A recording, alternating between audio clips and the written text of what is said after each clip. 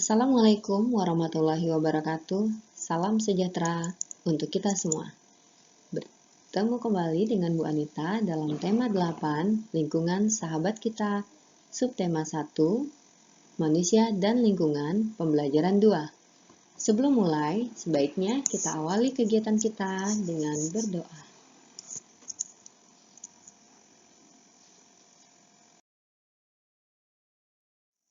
Hari ini kita akan mempelajari lagu baru. Lagu itu berjudul Air Terjun, ciptaan A.T. Mahmud.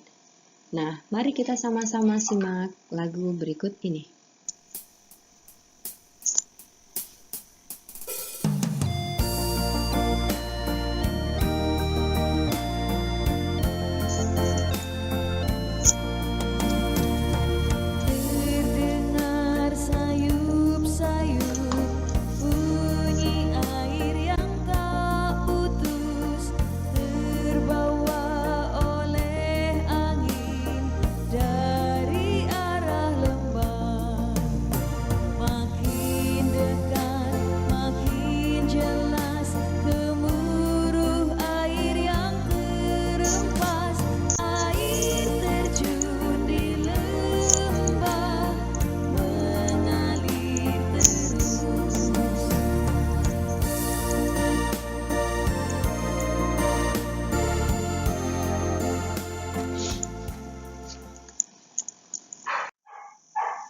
Nah, setelah kita simak lagu Air Terjun, kita akan menjawab beberapa pertanyaan berikut ini.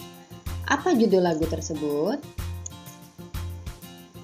Lagu tersebut berjudul Air Terjun.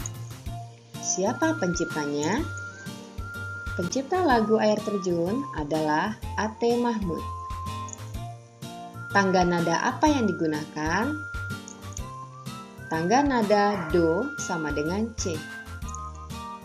Apa tanda tempo yang digunakan? Apa artinya? Tanda tempo yang digunakan adalah sedang. Artinya, lagu dinyanyikan dengan kecepatan sedang seperti orang berjalan santai.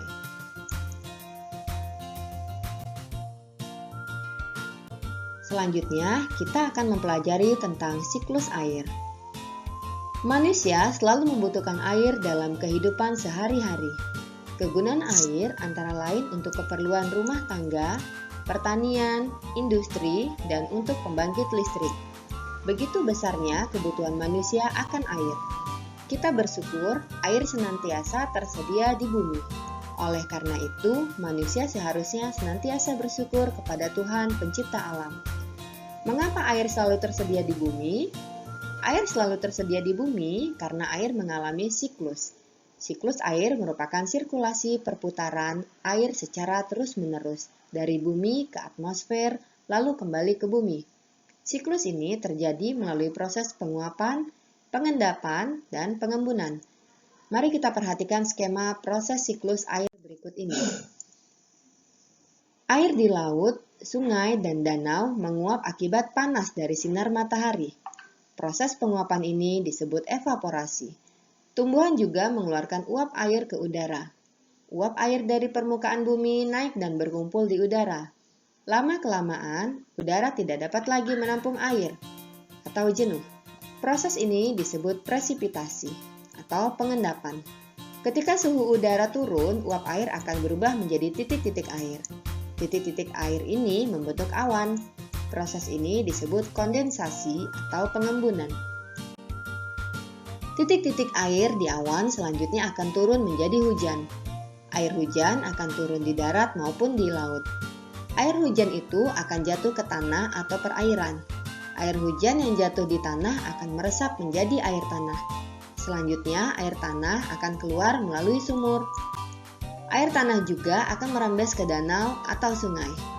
Air sungai yang jatuh ke perairan, misalnya sungai atau danau, akan menambah jumlah air di tempat tersebut. Selanjutnya, air sungai akan mengalir ke laut. Namun, sebagian air di sungai dapat menguap kembali. Air sungai yang menguap membentuk awan bersama dengan uap dari air laut dan tumbuhan. Proses siklus air pun terulang lagi. Dari proses siklus air itu dapat disimpulkan bahwa sebenarnya jumlah air di bumi secara keseluruhan cenderung tetap, hanya wujud dan tempatnya berubah. Mari kita saksikan skema siklus air. Air mengalami penguapan atau disebut sebagai evaporasi. Selanjutnya, air mengalami kondensasi, yaitu air menjadi awan. Selanjutnya, akan terjadi presipitasi, yaitu turunnya air hujan.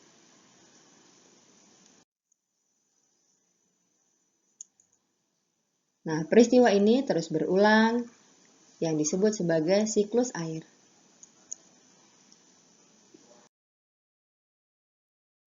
Nah, selanjutnya kita akan belajar membaca semut dan beruang.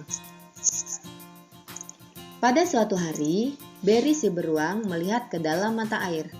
Berry mengeluh, sepertinya air di mata air ini semakin sedikit saja. Pasti bangsa semut terlalu banyak mengambil air. Berry lalu menundukkan kepala, melihat ke tanah dengan teliti. Ia melihat seekor semut hitam berjalan membawa guci mumil di pundak. "Berhenti semut," teriaknya. "Aku tak akan membiarkanmu mengambil air di sumber airku lagi. Kamu sudah terlalu banyak mengambil air. Berhenti atau kucakar kau," ancam Berry beruang. Semut hitam kecil itu tidak memperhatikan teriakan Berry. Ia merangkak ke bawah beberapa helai daun kering. Ia terus berjalan menuju sumber mata air. Berry mencakar dan mengendus daun-daun sambil berteriak, "Tak ada gunanya bersembunyi, aku bisa menemukanmu." Semut hitam berteriak dari arah belakang Berry. "Kenapa kamu pelit sekali? Bayi-bayi semut di lembah semut sangat kehausan. Air di mata air ini kan masih banyak sekali, bahkan masih cukup untuk 1000 rusa." "Dengar kataku," geram Berry sambil membalik tubuhnya. "Aku tak akan memberikanmu air lagi. Semua semut dilarang mengambil air di sini lagi." Semut hitam terdiam sebentar. Lalu katanya, "Apa boleh buat kalau kau sudah memutuskan begitu? Tapi aku tetap akan mengambil air untuk bayi-bayi semut di lembah." Berry beruang sangat marah. Namun semut hitam sudah menghilang lagi ke bawah daun-daun kering. Berry mencarinya, tetapi ia tidak melihat apa-apa di rumput. Akhirnya ia kembali dengan jengkel ke sarangnya di dekat pohon oak. Semut-semut yang haus menunggu di lembah semut. Setelah menunggu cukup lama, akhirnya mereka berbaris menuju mata air. Salah satu semut melihat guci air milik semut hitam yang tergeletak di jalan. Pasti semut hitam mendapatkan masalah. "Lihatlah, ini gucinya." Tapi dia tidak nampak. Mereka memungut guci itu dan terus berjalan. Saat itu, seekor kelinci mengintip dari balik semak. Kelinci itu mengangkat telinganya dan berbisik, "Jangan pergi ke mata air itu. Pulanglah, kalian dalam bahaya." Berry sedang marah. Ia bilang air di mata airnya berkurang. Ia akan mencakar semut-semut yang berani mengambil air dari mata airnya. Akan tetapi, semut-semut itu tidak takut. "Mana beruang itu sekarang?" tanya mereka. "Ia sedang di rumahnya beristirahat," kata kelinci. Semut-semut itu berbaris seperti tali sepatu di rumput. Mereka melihat seekor tupai duduk di pohon dan bertanya, "Apa kami sedang berjalan ke tempat ke arah sarang beruang?" Ya, ini memang jalan ke arah sarangnya," jawab tupai. "Tapi sebaiknya kalian balik ke rumah. Berry beruang dari tadi berteriak terus. Katanya, kalau kalian mengambil air dari mata airnya, ia akan mencakar kalian." Akan tetapi semut-semut itu tak mau kembali. Mereka terus berbaris seperti tali sepatu di tanah.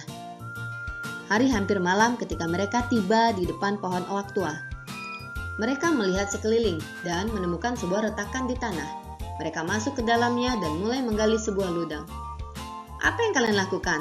Kenapa kalian menggali?" tanya tikus tanah yang merasa terganggu dari tidurnya. "Kami ingin menangkap Berry beruang. Kami sedang membuat jebakan untuknya," kata para semut. "Bahaya sekali," seru tikus tanah. "Dia pasti sudah menangkap semut hitam saudara kami. Ia juga berniat mencakar kami. Hanya karena kami mengambil air dari mata air," kata semut-semut. "Aku akan menolong kalian menggali di bawah sarangnya. Aku pernah hampir tertangkap dia dahulu." Seharian itu, para semut dan tikus tanah menggali lubang di bawah sarang Berry. Mereka terus menggali selama 10 hari. Berry beruang sama sekali tidak curiga. Suatu malam di hari ke-10, Beri beruang kembali ke sarangnya dengan hati gembira. Ia berhenti di depan rumahnya di pohon oak dan berkata pada dirinya, "Aku sudah makan dan minum sampai kenyang. Satu-satunya yang bikin aku jengkel adalah semut-semut itu. Mereka masih berani mengambil air dari mata airku. Besok akan aku hancurkan lembah semut itu. Akan kucakar mereka dengan cakarku seperti ini." Beri beruang mulai mencakar ke segala arah. Ia menghentakkan kakinya ke lantai sarangnya dan bruk! Lantai sarangnya jebol. Beri beruang jatuh ke lubang di bawah sarangnya. Lubang itulah yang telah digali para semut dan tikus tanah. Beri beruang harus terus tinggal di lubang itu, kecuali ada penjaga hutan yang menemukannya. Semut-semut itu akhirnya hidup damai di lembah semut. Saat itu semut hitam saudara mereka juga sudah kembali ke rumah. Ternyata ia hanya terpeleset di jalan.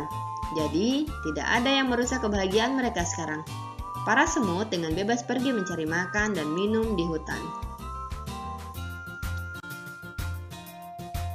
Baiklah, demikian pelajaran kita hari ini.